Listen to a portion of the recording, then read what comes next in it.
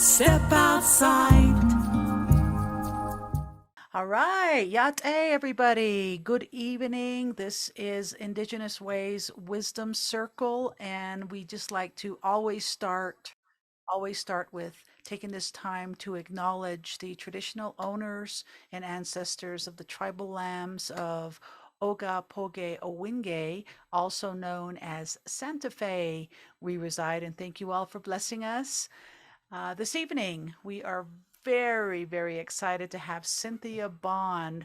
She is a New York Times best-selling author, and her novel Ruby was chosen by an Oprah Winfrey Club selection. Ruby was also a Barnes& Noble Discover Great New Writer selection and an Indie Next Pick.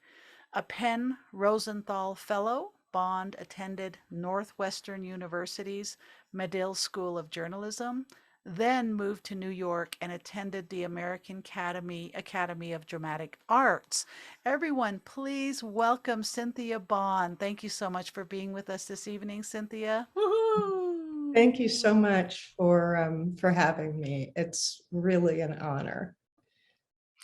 Awesome. Well, to get our show started, you want to tell us a little bit about yourself and some of your background? We'd love to hear about your um, upbringing and some of that stuff. Oh my goodness. Well, I was born into a college family. I was born very close to a college campus in Prairie View, Texas, at Prairie View A&M University. My father taught there. My mother was a student. And we grew up listening to music of all kinds, and my father walking around quoting Shakespeare and Shylock from The Merchant of Venice. And it was a very cultural, just cornucopia, really. There was so much music. My father was in a band. There were lots of parties. We grew up with books just crammed in the shelves. And from a very early age, I would pull those books down and start reading books I had no business reading. I read lots of things I shouldn't have read at a very young age. I remember reading The Valley of the Dolls because it had to do with dolls. Mm-hmm. So I thought it would be really fun to read. And I think I must have been in the maybe fourth grade, possibly fourth grade. My mother went on to become a community college president, and she went on and got her PhD, and we were with her on her journey with education. And it was just a really interesting childhood. One of the things that was so strong is that, I was a kid in the late 60s, early 70s during the civil rights movement. And my mother was very active, and we were in meetings and at protests, and we heard about justice and the rights of all people from a very, very young age. My family hid a group of protesters when the police were out looking to catch them. They were hiding in our house. There was tear gas. We barely escaped tear gas at one of the protests. But the main feeling was that justice was the most important thing, and that all people deserved to breathe, to live, to stand tall in this world. And my mother was really instrumental in that. And just the stories we grew up with, hearing stories of her life, which have infused themselves into all of those stories, became a part of the stories that I wrote. And what I'm so excited about now is that my mom has a blog, drzalimaharris.com, and she's writing her own stories now, which is really exciting.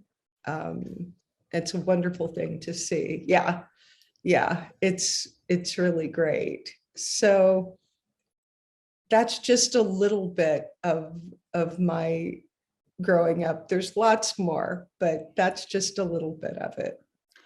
Wow, that is all I can feel is all the blessings that you were showered with by having all that inspiration, creativity, academia, and of course, some discipline around it because we can't think ourselves into a best-selling book. We have to uh, write, learn, make mistakes, get up, fall down, get back up.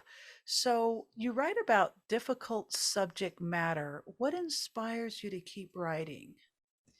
Well, you know, there are a lot of things that I have experienced. There are things that I've seen. I've worked with at-risk youth I worked with that population for almost 25 years. Um, I've seen so much pain in this world. I've seen so much injustice. And the thing that often keeps me going is there is a desperate need that I have to write, to tell my story, there's this amazing author, and I do not remember her name in this moment, but she writes about how important it is to put our stories outside of our bodies, how our bodies should not be a coffin for our pain. Oh, And wow. it's really, I'm going to try to get the name for you of this wonderful author. But I really think that it is incumbent upon me, just as someone who has survived some difficult experiences, as someone who's witnessed a lot of really incredibly difficult things, and I've borne witness to a lot of young people telling me their stories. I feel that it's incumbent upon me to get this outside of my body, to put this on the page, whatever form that of art that we have, any pain that we have inside of us, it's important to put that on the page, to write that in music, to create art, because our pain and those cracks, those little fissures in our spirit and our soul, that's where our stories live. Our stories live in those little cracks and those little fissures. And it's important, it's vital that we tell those stories and that we speak truth. And so I keep writing because I have to, or I'm going to fall down. It's sometimes it's a little bit of a war. You got to get up every day and you got to write no matter what. And I have to, or I'm not going to make it. And I also write for all of the women who can't and haven't been able to tell their stories, for all of the women who have been silenced through their own experiences and what life has dealt them. I write for them as well. That is very bold and super courageous. Those two words almost go together. And can you? I like to write too, and but I notice that when I try to go this road alone, I tend to, put off, procrastinate, blow it off. So can you Right. tell me more about writing groups and Yeah. particularly the Blackbird Writing Collective? Yes. Okay. So writing is a lonely, lonely business. It is really hard. I know it's not hard for everybody, and if it's not hard for you, I say bless you. But for me, it is a very difficult task, and it really is. You're writing sometimes with your own blood. I mean, that's what it is. And so um, I started back in 2011, and I gathered a group of women together, and we wrote together, we turned in work, we shared each other's work, we supported one another, and that's how I finished my first book. That group had a sort of a renewal or resurgence during the George Floyd protests, and when everyone was standing up and fighting for the rights of Black men and women in America. And so I gathered a group of Black women together, and we write every day during the week. We get together like it's an office, and we get together on Zoom. We check in. We support one another. If one of us is having an issue or a problem, we stop and we talk about that. We really, we are there for one another in a really fundamental way. Some of the women in the group, I'm going to just mention, Toni Ann Johnson is just a brilliant writer. She's a member of the group. Nanama Dankwa is a member of the group. Chaiko Amawale, Jan Ford, Tanya Pinkins. There are about 12 of us, and some are new writers, some have won awards, made films, created, these amazing masterpieces, and some folks are writing their very first book, and it's a wonderful way to support one another. And I needed to see my face. And every single Monday through Friday, I click on Zoom and I see myself, reflected in these Black women, and it renews me, it restores me, and I'm able to write.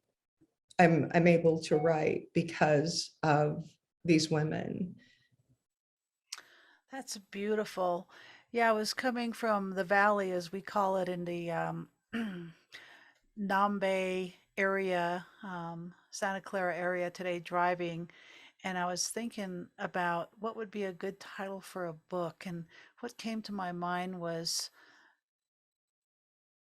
Wealth and Poverty, A Half-Breed's Road to Redemption. Mm. And that just came to me, and I was just like, wow, maybe one day, someday, who knows? But just hearing your stories, I want to thank you for doing the walk that so many of us want, and so many of us have so many other things in front of all this that it gets put on the back burner. We go, okay, well, later, later, I later, want to later. tell you that honestly, I have a little kitchen timer. It's got a little red, when you push it to 5, you see red in 5. It's a kitchen timer. And there are some days when it's really hard to write, and I'll set that kitchen timer for 5, and I'll let that 5 run out. And almost always at the end of that 5, I'm ready to push it to 5 again. I really, really encourage you to give yourself 5 minutes, just 5 minutes a day, and set a kitchen timer, and give yourself that, because you'll be amazed. There's a part of you that's waiting, that's just waiting. I remember once I wrote a poem called My Angry Poet, and I was asleep in my lover's bed, and my angry poet was tearing up the kitchen in their house, tearing it up because they were so angry. The poet in me was so angry that I wasn't writing. And so there's a part inside Wow. of you that is just like tiptoeing, teetering on the brink, waiting for you to open the door. So if you only give yourself 5 minutes, just 5 minutes a day, you'll see that part of you will be like, oh my gosh, thank you. Yes. Yes. It's like starving, Yes, craving, hurting, wanting uh, the creative expression to come out. And especially in these times right now, our lives just kind of like shifted. I mean, the Spanish flu of 1918 yes, took 1918. Mhm. 14% of the American population. And so far, COVID has taken 2%. And during this time, how do you find hope? First of all, in my second book, there is a little bit of the Spanish flu is mentioned, and a part of one of the character stories is impacted by it, and everyone was wearing masks. They had just in the same way that we are. Um, I I think that I stumble upon it. Um, I you know, when you go outside and you're searching for a rainbow, it's really hard to find a rainbow. But but you'll just walk along one day and you see one just presented beautifully. And that's what hope is. Sometimes I really truly feel that I stumble upon hope, and I walk, um, and sometimes you can't see a way, you don't see that hope, but you just keep going. Hmm. But and that's the trick, is to keep going. But I think ultimately too that I do believe that I feel naive sometimes in saying it, but I do believe in the arc of justice. I do believe Yeah. that it will turn um, towards what is right, Thank you. towards righteousness. I do believe that. And sometimes that's a little secret I keep inside of me. I don't talk about it a lot because we live in a very cynical world. And sometimes the word hope is looked down upon as if you are um, not being realistic. But I do believe that I do believe in that arc of justice. I do believe that it will turn um, towards the path that be will feel like home. Right. Well, I know we've got a lot of musicians on tonight, and thank you again, everyone, for being with us this evening. And I know as musicians, it's pretty lonely in COVID when we can't get together with our musos and collaborate. And with the timing of Wi-Fi and stuff like that, it's hard to say, "Hey, Sage Bond, come in and vocalize on this tune," or Narissa, come on in and throw me some a jazz lead on this folk song. And hey, Gwen, put some drums in. We'll all be coming in at different times. So it's really challenging for um, collaborators in the artistic Right. movements to not feel just kind of left out and alone. So, with the writing process, can you talk about what that looks like for you? Say, for example, one of the mornings you wake up and you don't want to do it. You're like, oh my God, I Well, got a deadline. What's that process look like, your I writing? do have a deadline that I have missed repeatedly. So there's that. I've missed my deadline for my book more than once, but they are very patient with me right now. But that's why at 11 a.m. every day, I know I'm going to get on Zoom and I know I'm going to write with some other women.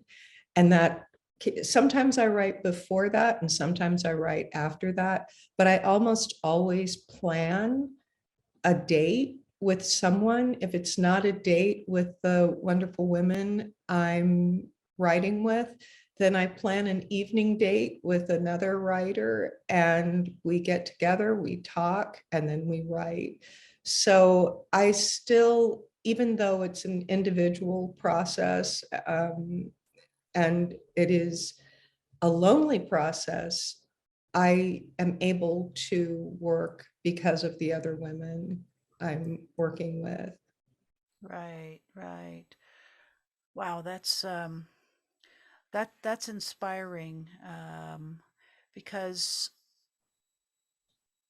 for some people, when they get in front of that computer and there's all these feeds that come in and the text is going off and this, that, and the other, and all these intrusions are coming into the creative process, like to turn off notifications and stay in that rhythm.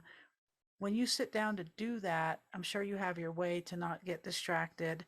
Do you have a beginning, middle, and end when you start anything like a poem or an I essay? do read, I do like to read poetry. I love Pablo Neruda. I love his poetry. Sometimes I listen to music. My favorite song is As by Stevie Wonder. And I love to listen to that. Sometimes I put together a little playlist Mm-hmm. of my for my characters, and I listen to that.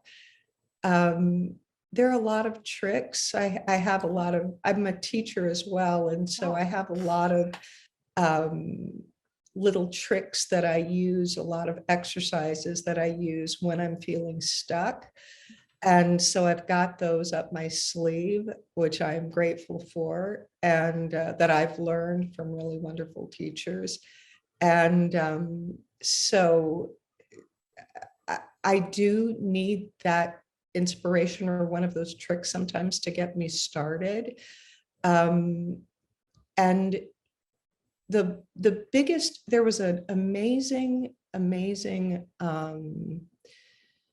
uh, essay that was written. It was in the LA Weekly, and I believe the author's name was Michael Nyland, but I could have that wrong. But he wrote this amazing essay called The Talent of the Room. And what he said is that you can be a brilliant essayist, you can be a fiction writer and have the most beautiful descriptive words. You might be a master at dialogue. You can have all of these amazing gifts, but if you don't develop the talent of the room, then all of it is for naught. And the talent of the room is sitting in a chair and not getting up. wow. That's the talent of the room. The talent of the room is being able to stay in your chair when you want to get up, literally stay in your chair and write something that you think is bad. You could write it and say, okay, I'm going to write bad today. This is just going to be a day where I'm just going to write crap. And that's what you have to do. And then you go back over it the next day and you perfect it and you make it better. And you go back the next day and you Oh, refine and you hone that. And then you move forward. And it's not getting up from the chair. And if you have a kitchen timer and you're not getting up from the chair for 5 minutes, guess what? You're going to write. You're going right. to sit down and you're going to write. And nothing is going to, if that's your goal, to just put something on the page for 5 minutes and you're not going to get out of that chair, that's how you do it. And you do it and you develop a muscle. at first it's hard, but once you've been doing it for a while, you can sit there for an hour, for 2 hours, for 3 hours, for 4 hours, sometimes for 5, sometimes all day, sometimes you can sit there all day, especially if you're on deadline. But it's the talent of the room that we have to develop more than anything else. That's interesting. As of late, as in the last few years, I've been listening to people in the creative realms and disciplines talk about allowing themselves to be vulnerable and calling that a certain type of empowerment, to allow that vulnerability. I mean, we can be vulnerable to ourselves, we can be vulnerable to our partners, our family members, and, cry our eyes out or whatever we need to do to express.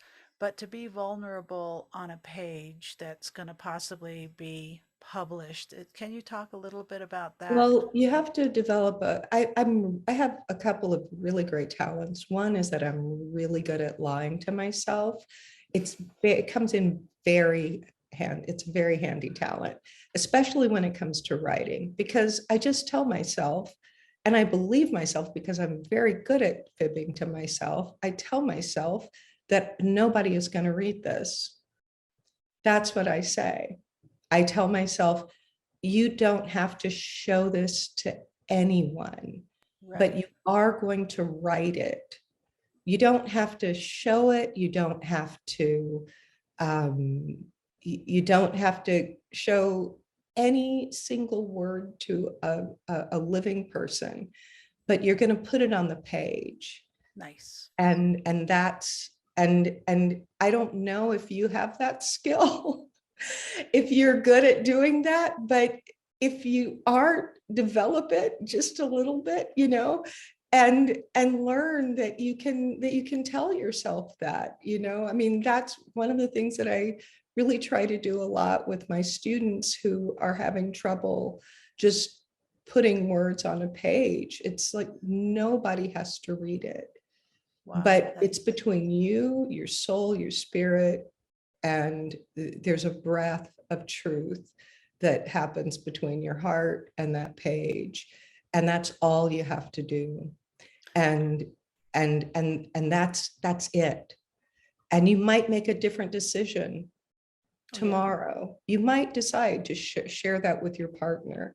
You might decide to you know give that to someone you love. You might make that decision, but you might not. That's beautiful. That's beautiful. Thank you so much. And I hope everyone's taken all of this in and will be ready to turn on their computers very soon, and tonight or tomorrow morning or at some point, and just take some of this wonderful, amazing advice from you. So I'm really curious about, and I'm sure other people are too, about what was it like when you received the call from Oprah Winfrey? Well, I have a little vision board that I created, and I have it on my home screen. I made it in Adobe Photoshop. And on that, at the very top, I know this may sound a little crazy, but I had a picture of Oprah, saying that I was going to be a book club selection. I Oh, had that, and I honestly looked at it every day. Um, that doesn't mean that when it happened, it wasn't a complete and utter shock. I was actually teaching at a, a low residency program, college program, and I'd been invited to speak and for the weekend. And I had just finished a class telling people how important it was for them to tell their stories, that they literally are walking around with a treasure trove inside of them. We all are treasures, and we have these stories that are rich and vibrant and important. And I just told an entire room that my phone had been turned off. I walked out, I turned my phone on, and right then I got that call.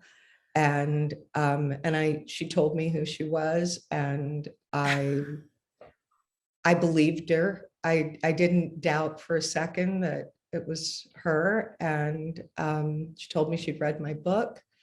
She told me that she loved my book. And then she told me that I was the book club selection for that year. And it was, I think I may have screamed. I don't remember exactly, but it was one of those moments that, of course, I'll always remember. Getting that call and getting that validation. And that's Yes. after working on my book altogether about 20 years. From the inception, I started writing it in a writing class.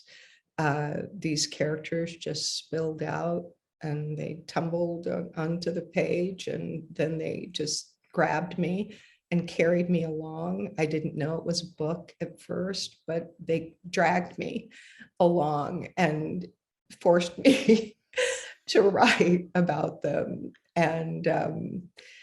But so it was an amazing validation um, to get that call. And she is a really amazing person. Her belief in literature and promoting writers who are completely unknown. My book had been published as a hardback, and it was, I think, number 300 on the, that was, there's number one, and I was 300,000. Yeah. That's where I was. And I got that call. And when they made the announcement, you have to keep quiet about it for a very long time.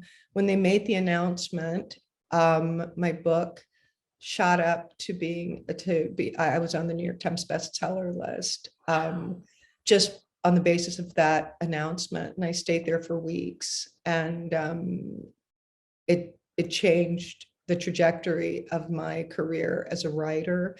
Yes. I have 2 more books, and I'm working on the second one very diligently right now. I have a third book as well. So it changed my life. And it changed the life of my characters in my book. Because your book is like your kid. I'm a mom, and your book is like your kid. You want everybody to be nice to her, but it doesn't always happen. But it was a wonderful experience. That's wonderful. I was just curious to hear about that. So, the last question I have for you before we turn it over to our little commercial break is, what does thriving and purpose mean to you? Thriving and purpose. Yeah.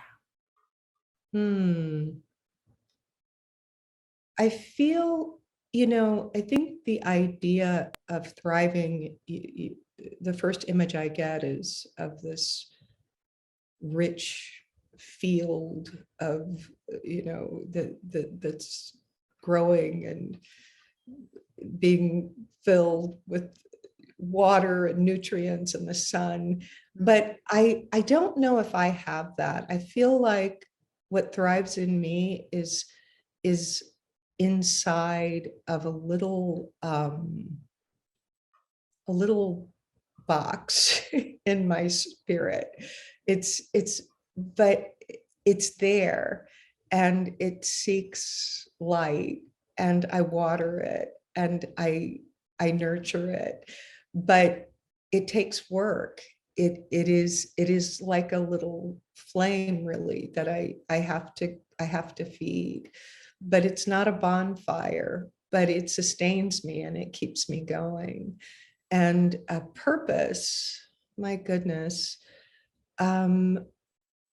I think that we all, to not sound like a cliche, but we do all have a purpose. And what I've learned, something my mother knew long before I knew, but my purpose is to tell stories. That's why I'm here. I'm here to be a mom and to love my daughter and to nurture her. And I'm here to tell stories. And it, it so that's my purpose. And I think our job on the planet really is to discover and find what that is in for each of us, and then to hold on tight. We have to hold on tight because the world will shake us up and spin us around, and we've got to have something that we're holding tight to, and that is purpose, and that is what we have to not let go of. That's beautiful. Beautiful.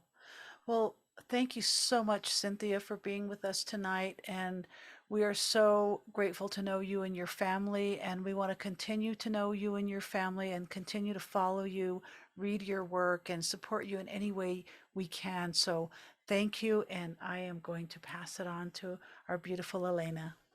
Great. Okay, Thanks so thank much for that, Cynthia. Thank you for blessing us all with your incredible wisdom and all of that great stuff that you've been sharing with us. Just before we bring all our audiences in Zoom, we just want to let you know what's going on in the tail end of next week. Next month rather. We are really thrilled to have Linda Lomohaftewa, who is from Hopi and Choctaw. Choctaw Nations. She will be joining us next March. We're really jazzed as she has maintained her thriving career, not only as a working artist, but also an educator throughout her life. Linda's work has been shown in museums and galleries throughout the States, also through Turtle Island and internationally. She's been featured in numerous publications and articles about contemporary Native art, including Native American women in art. So be sure to join us next month, same channel, same time, in supporting Linda Lomohaftewa, who will be here. So we're really jazzed about that. We have been doing this Wisdom Circle and concert series since April 1st, 2020, and we've been very blessed to support over 145 presenters who are stationed in our video library. So if you want to find them and get more wisdom or share the beautiful Cynthia Bond's message that she had, you can go to our website, IndigenousWays.org. Cynthia's video will be available in the next couple of days, so please feel free to share that with all your peeps. Below me, you'll see all our social media, also in the chat. We'd love you to support us, either being a friend or subscribing to those social networks. This is also being beamed out live, so hey to everyone in our social media circles. We've been very honored since the 1st of April 2020 also to have, not only are these all free, but have ASL interpreters, so access is available for all. We want to thank our sponsors that are including in this round the National Endowments of Humanities, the New Mexico Humanities Council, WestAF, New Mexico Arts, National Endowments of the Arts, and the Northern Rio Grande National and Heritage Area. Also, thank you to our board and also our thousands of individual donors that have made this possible. If you are able to donate, you can. Over to the slide here, we have PayPal, Venmo, or on our website, IndigenousWays.org, you'll see the donate button. If you're not into the electronics at all, we totally get that. There's the snail mail, which is P.O. Box 4073, Santa Fe, New Mexico 87502, where we are. And so this is that wonderful time for all of those who are in our social media or our Zoom. If you want to come in, you can turn your turn your cameras on. That'll bring you into here. So it's that time of not being shy, but if you might have a question, if you are feeling shy, you might want to put that in the chat box while people are figuring out where their cameras are to start coming in. But here are some comments while that is happening. Amy Lafferty. Hello, Amy, our sister here in Santa Fe. Amy says to you, treasure troves. That's what we are. Storytelling. Everyone has a story. I love the vision board. Oprah telephone call about the book club choice. Thanks for sharing the struggles. Pardon me, I got a dry throat. And we've got Elena, you just moved it? Oh, sorry. Okay. Boom. We've got Cynthia from Wanda Bell. Thank you for sharing. Destiny, our niece, says, love you all. Tony Ann Johnson says, thank you, Cynthia. And Kitty. Brilliant writer, by the way. I just need to say again what a brilliant writer Tony Ann Johnson is. She just won the Flannery O'Connor Award. Yay. She's quite amazing. That is so cool. Well, congratulations. We're very, very happy for you. And our board member, Kitty, says, thank you for sharing your process with so much vulnerability and talking about what inspires you. It has been wonderful to hear you speak. Rachel Pablo, our board member, says, water. And you are the best, Tony Ann Johnson says. And I'd like to welcome our audience to who would like to go first? Oh, yeah, we've got the beautiful Narissa who is waving. Hi, I just want to say hello. I'm on my brother's phone. We had some technical difficulties, and I just wanted to tell Cynthia that my sister, that it was a fantastic presentation. I have to turn around. All of us are here, and everybody says hi. And so Cynthia, was a great presentation. Hey, Gwen. Hey, And Todd. my sister is and cousins. I have to say that my sister is a masterful musician. Yeah. The stories that we heard from our mother and our father, but mostly our mother, Narissa has interpreted those and told those stories through music. And I really cannot say enough how much your music inspires me, and how everybody needs to check out narissabond.com. And if you don't know Narissa's music, you are missing out. So, well, we are looking forward to having Narissa back here in Santa Fe now that she's closer to us for sure. So we will be calling you soon, Narissa. Who would like to go next before I start picking people?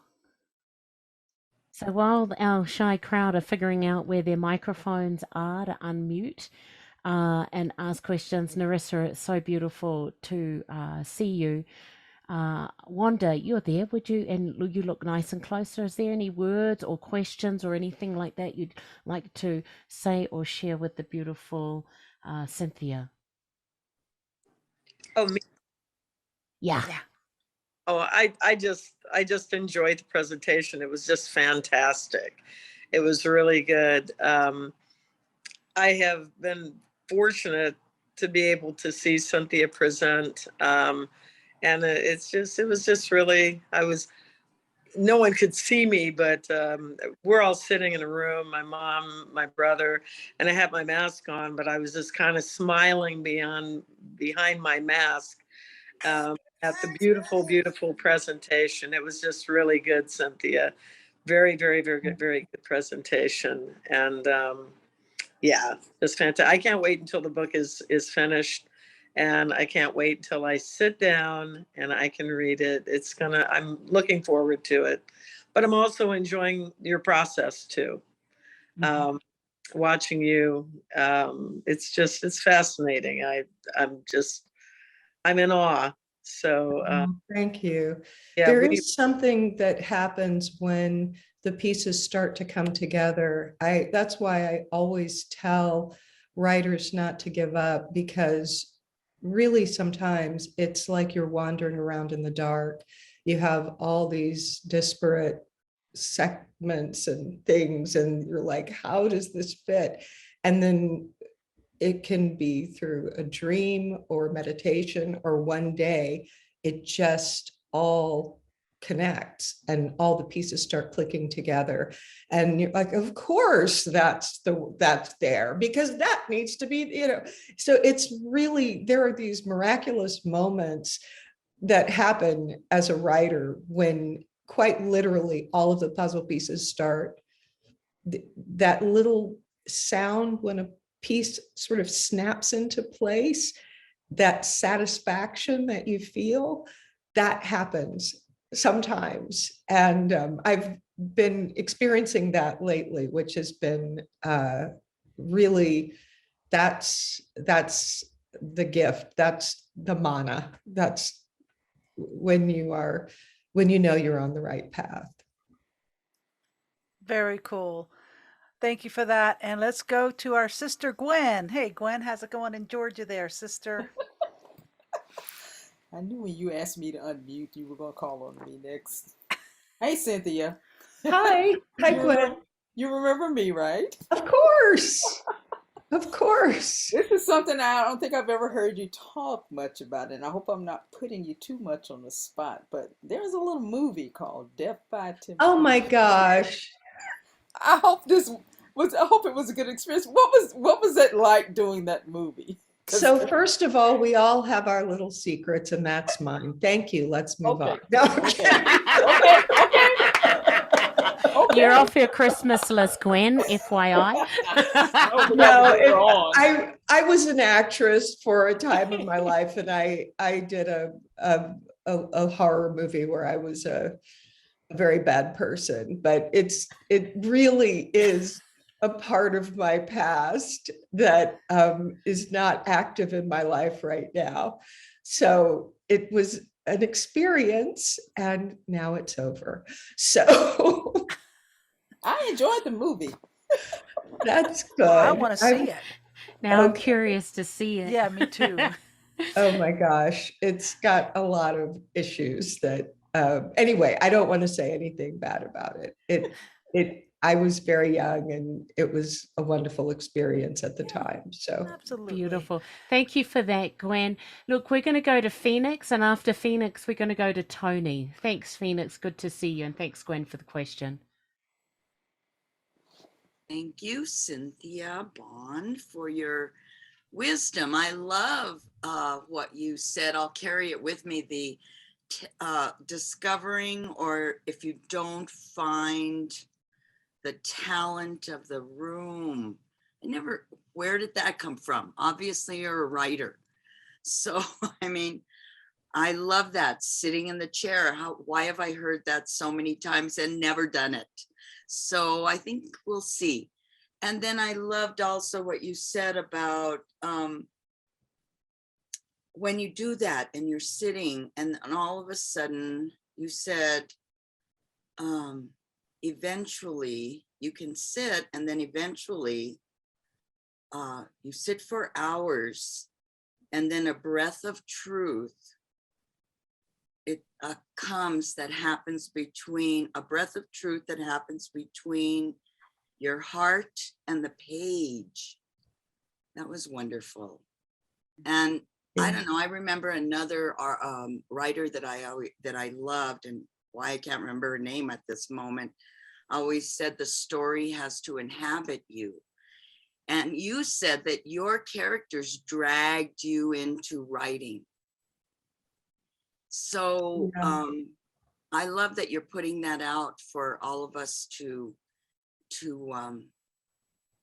take in and use, I hope. And so thank you for sharing with us. So what is it that is stopping you? What do you feel is stopping you when you're getting ready to write? I don't think I never felt that I have this story, right? That's been around for a long time, but it hasn't really happened where I feel that it's come and said, write me now. And Okay. So what I want to say is that the story sometimes, it's like a dance, and sometimes the story takes the lead and sometimes you take the lead. And sometimes in the beginning you have to take the lead, but trust that eventually the story will be a good dance partner. But if you wait for the dance partner to start, then it's sometimes it doesn't work out that way. Sometimes you have to take the lead and not wait for that moment of inspiration or wait for that moment. It's a process, but I really, really encourage you to sit down and take the lead and put some words on a page. They don't have to be perfect. They don't have to be change the world, but they are coming from you, so that makes them sacred. And I really encourage you to do that. thank you. Beautiful words. I'm going to try finding the talent of the room. We'll see what happens. Thank you so Okay. much. Sure. All Thanks, right. Phoenix. Let's go on to Tony. Hey, Tony, thanks for joining us. Hi, it's Tony Ann, actually. Tony Sorry. Ann, congratulations. I am so happy to be here to see Cynthia speak and to learn from her. I am constantly learning from her, and I think everybody should know that she is an outstanding literary citizen. And she's been this way since I've known her, and I met Cynthia like back in the 80s. And even back in the 80s, Cynthia was the most supportive, gracious colleague you could ask for. And she, in fact, came to a reading that I have that was really awkward and kind of terrible because my family was there and it was about them. And I was so young that I used their actual name and they were furious. And somebody was criticizing the play and Cynthia sat up and spoke and she was just so supportive and she said something really kind. And she's just always been a writer's cheerleader. She's an amazing teacher, colleague, friend, writer. I think we're very lucky to have Cynthia in our lives, and I'm just so grateful to her. Yes. Thank you, Tony. Thank Thank you you. so much. Thanks, I feel I'd the like to same go way. on to our elder, beautiful Pueblo Nambe elder Gilbert. Behum, which means good evening. Thank you for calling on me. I'm trying to absorb everything you said, that Cynthia. One of the things you said was you got to get your thoughts, your feelings. Otherwise, your body could become a coffee for some of the things that are out there. I come from a community. I'm a spiritual leader. I head the Summer Society. Our history is oral. It's from one generation to the next. Our songs, our words of advice, our dances are very sacred, of course, and they're not written down anywhere. Over the generations, that the message of our elders has been passed on. Our prayers, our shrines are in different places in our community. And we don't write about them, but rather we pass them on to our youth. Hopefully they'll get the full gist of it. I don't pretend, nor do I claim that I know everything. If you look at the history of the Nambe Pueblo and the other Pueblo communities, they date back to 1300 AD. And excuse me, I know for sure that a lot of the words that were passed on many years ago probably have differed a little bit. And so for me, there is so much to learn yet so much has been forgotten. Mm, mm, And how do you continue passing the tradition on in the most accurate way that you can? If I were to write about what I know, I'm sure I'd be chastised by my own community and other Tewa speaking communities in the northern area, plus other Kara speaking pueblos mm, that do not allow anything to be written, but yet we hold it in our hearts and minds. And I guess the benefit of that is that we pass it on to our young. But language is so critical that the Tewa language has to be preserved. And how do you pass on that tradition and culture where the language is slowly declining? It's scary, scary. The other thing I like to comment on is our world today. We're in a dire straits. Our world is not in balance. The COVID virus has really done a number, and it's done a number to us and other pueblos in many ways. mm, Our feast days, our sacred ceremonies that fall on the solar calendar, we've not had our dances or ceremonies because of this virus for the past half years probably. And so what it does is it leaves a gap for us and how we pass that tradition on to the young people. mm. What I have seen though is there's a positive thing that's come out of this virus that I have observed. And that is like Tosh and Elena taking many trips to the Navajo land, take food and water. Amazing. That's not the humanity out in all of us, like we can't believe. Our dances, like I said, have been closed, but yet we continue with going to the Pueblo and lecturing to people who want to hear us on a smaller scale. We haven't gone online yet, Tosh, but we're thinking about it. Right. But in All any right, event, Gil. it's, the world as a whole.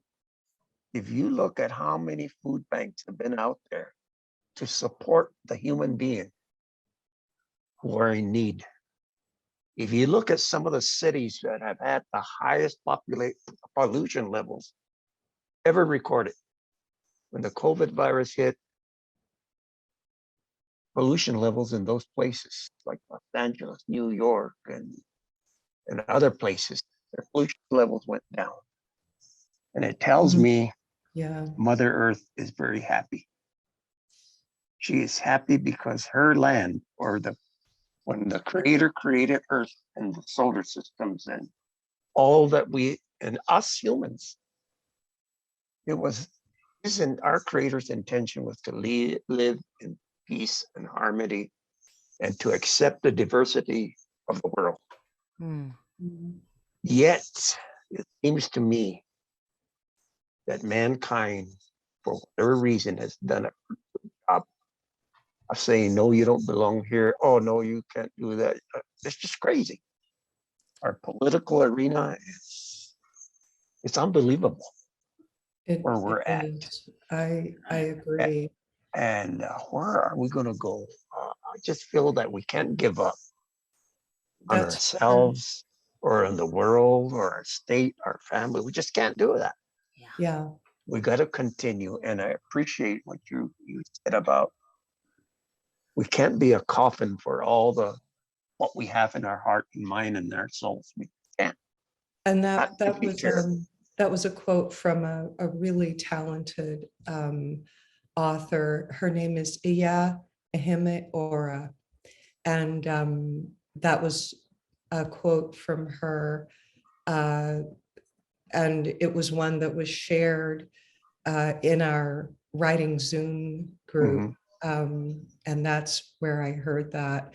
But your oral traditions sound that is, thank you so much for sharing that with me.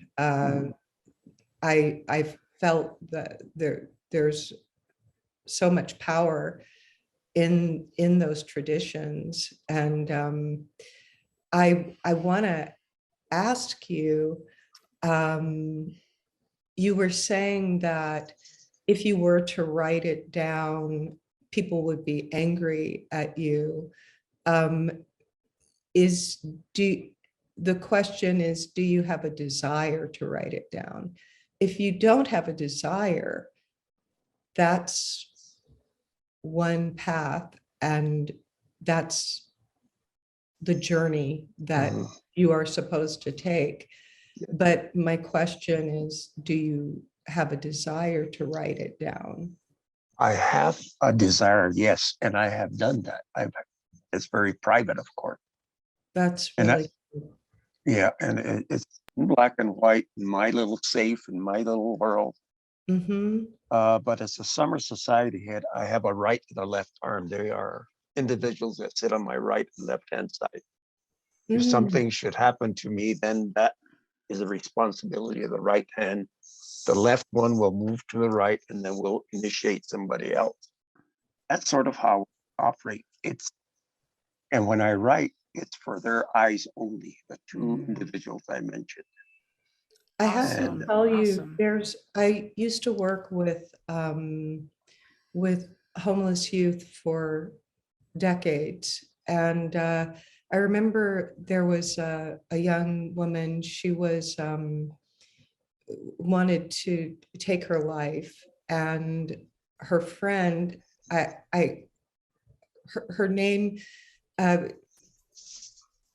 her street name, I can say it because was Puppy. And her friend wrote this poem on a blackboard, and it was Puppy Love. And it was this brilliant, brilliant poem.